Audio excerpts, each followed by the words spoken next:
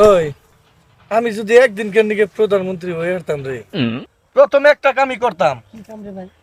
ওই যে বহনপুরে সাইজের করায় না, হ্যাঁ। বিয়া করাইতাম। কে ওরা আবার কি করলো? তেমন কিছু করে নাই, অগো জন্যে ফেসবুক, হোয়াটসঅ্যাপ, ইনস্টাগ্রামে জান জানা, খালি দুঃখের স্ট্যাটাস, খালি দুঃখের স্ট্যাটাস। ওই যে এই যে সাইডেরটা হ্যাঁ।